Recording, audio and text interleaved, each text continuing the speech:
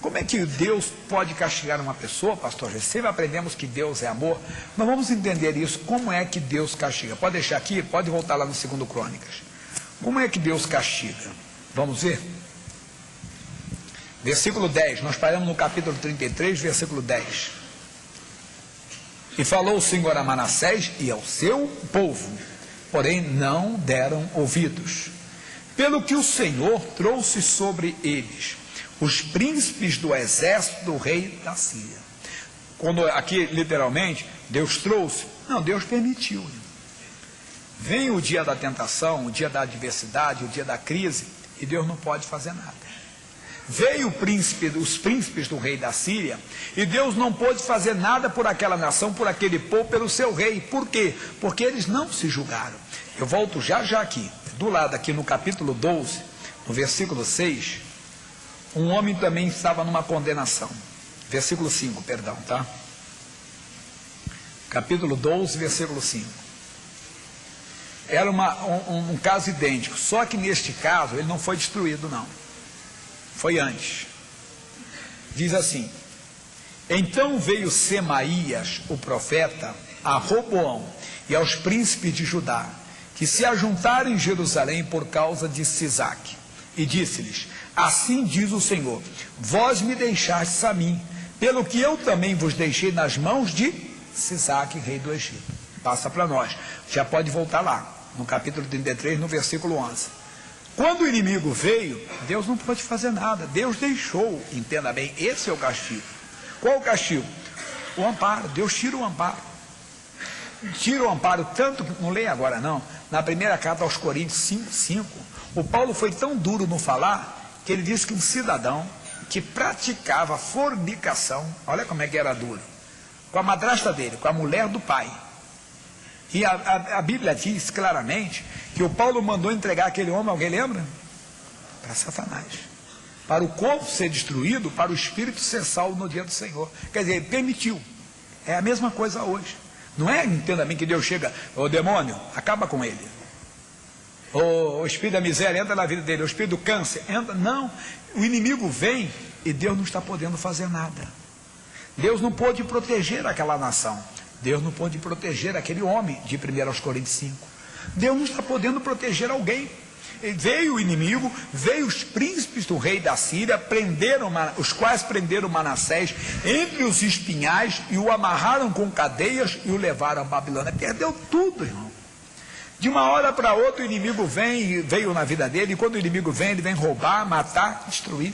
Tirou tudo dele, tirou a sua liberdade, tirou o seu reino, tirou o seu domínio, e ele, angustiado, orou deveras ao Senhor seu Deus, e humilhou-se muito perante o Deus dos seus pais, e lhe fez oração. Ele teve que parar na Babilônia para se humilhar, para se julgar. Mas por que ele não se julgou antes, quando ele estava de pé, quando ele estava reinando? Por que ele não se julgou naquela hora? É como hoje. Incrível que pareça, o ser humano e o cristão também. É assim. A pessoa espera perder o que tem, perder a paz, perder a família às vezes, perder a esposa, perder o marido, perder o filho, ou perder a liberdade, perder a alegria, perder a saúde. Não, Deus não vai falar, vai esperar você ficar com o bolso vazio para falar com você. Deus fala com você com dinheiro no bolso. Deus não espera a pessoa ficar na miséria para falar com ela. Deus não espera a pessoa ficar com uma doença grave no corpo para falar com ela. Deus não espera o lado da pessoa ser destruído para falar. Qual você vai me ouvir? Não, não. Deus falou com ele, versículo 10, e falou o Senhor a Manassés e ao seu povo. Quando Deus falou? Quando ele estava reinando. Quando Deus falou com ele? Quando ele estava de pé. Quando Deus falou com ele? Quando ele estava com a sua liberdade. Deus não esperou ele perder tudo para falar com ele. Ele que foi falar com Deus naquela hora. Aí ele foi se humilhar diante de Deus. Aí ele foi abrir o coração diante de Deus. Mas por que ele não falou antes? Por que ele não orou antes? Por que ele não falou antes com Deus? Ô meu irmão, a mesma coisa hoje. A pessoa espera chegar no fundo do poço para depois falar com Deus. A pessoa primeiro espera perder tudo na vida para depois falar com Deus. Não, fale com Deus antes. Mas o bom é que o seu Deus poderia ter dito para ele: bem feito, vem falar comigo agora não.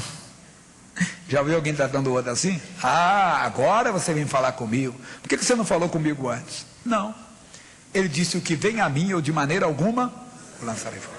Pode ser que alguém, você está cansado de aprontar contigo, que quando a pessoa vem agora, não, chega, já te perdoei bastante. Até quando eu vou te perdoar? Até quando eu vou ter misericórdia de você? Mas o bom é que Deus não perde a paciência, irmão. Quantas vezes você for a Deus, Ele vai lhe atender. Então alguém diga: mas ele falou a respeito do Saul, até quando, Samuel, terás dó de Saul, havendo eu rejeitado? Mas quando ele estava morrendo lá, a Bíblia diz que Saul pegou a sua espada e se lançou sobre ela. Mas não morreu não, a vida ainda estava nele. E aí ele olhou e viu um homem em pé e disse: quem você é? Eu sou Amalequite. Disse: então enfia a espada em mim para que eu morra, porque toda a vida ainda está em mim. E se ele tivesse feito uma oração ali, se humilhado, você acha que Deus poderia ter feito alguma coisa por ele? Poderia. Quando o exército do rei da Síria foi prender Eliseu, Eliseu disse: fere essa gente cegueira. E as pessoas não enxergaram, os soldados da Síria não enxergaram o profeta Eliseu. Ele poderia, e Deus cegaria o exército dos filisteus, que passariam por ele, não tocariam nele. Ele poderia ter se recuperado. Ou não estou dizendo que recuperaria o reino, poderia ter se salvado, mas não. Não se humilhou diante de Deus, nem na hora da sua morte. A Bíblia fala de um outro homem, que era de Deus, Uzias, que ficou leproso até o dia da sua morte, porque não se humilhou. Mas se você se humilhar, olha o que aconteceu. E ele, angustiado, orou deveras ao Senhor seu Deus, e humilhou-se muito perante Deus dos seus pais. Ele fez oração, e Deus se aplacou para com ele, e ouviu a sua súplica, e o tornou a trazer a Jerusalém, que eu já expliquei em muitas ocasiões isso aqui. Meu irmão, primeira coisa que Deus devolve é a paz. O bolso pode estar vazio, a doença pode estar no corpo ainda, mas a primeira coisa que você recebe de volta é a paz.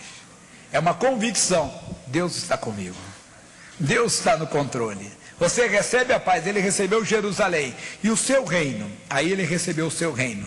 Então reconheceu Manassés que o Senhor é Deus. E o que ele fez mais?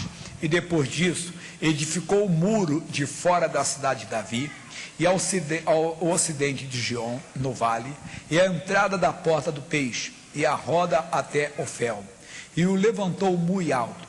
Também pôs oficiais valentes em todas as cidades fortes de Judá, e tirou da casa do Senhor os deuses estranhos, e o ídolo, como também todos os altares que tinha edificado no monte, na casa do Senhor, e em Jerusalém, e os lançou fora da cidade. A fé sem obras está morta.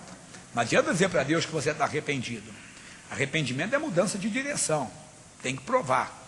O João Batista fala: produzir frutos dignos de arrependimento. Tem que mostrar que mudou realmente, que tem um arrependimento. Tire os deuses estranhos, pare com a prática, mude realmente, mostre a mudança. Tire o que é errado, tire da sua vida. Deus, eu não quero mais isso na minha vida. Deus, queime isso aqui, seja destruído aqui, seja quebrado isso aqui.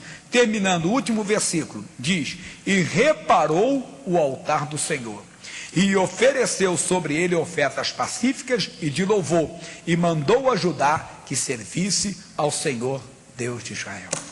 Irmão, faça isso hoje. Oh, repare o altar e diga para você mesmo: eu vou servir ao Deus da Bíblia, irmão.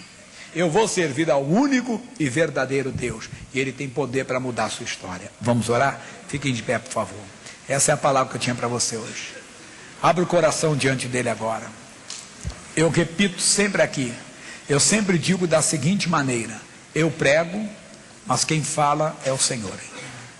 Enquanto eu pregava, o que Deus falou contigo? Você está reinando? Glória a Deus. Você está sendo bem sucedido? Amém. Está obtendo vitórias? Amém. Mas se Deus tem falado contigo, se julgue. Não espere chegar o príncipe, entenda bem, do rei da Síria. Não espere chegar um príncipe do inferno para fazer alguma coisa. Hoje é o dia de você se julgar. Os olhos fechados e o coração aberto. Pai, obrigado por essa palavra, Deus. Jesus, muito obrigado por essa mensagem. Ela falou de uma maneira especial e tem falado sempre que eu trago, Deus. Deus, olha para esse povo, homens e mulheres, jovens e moças, milhares pela televisão agora, Senhor, que estão orando, Pai, que estão abrindo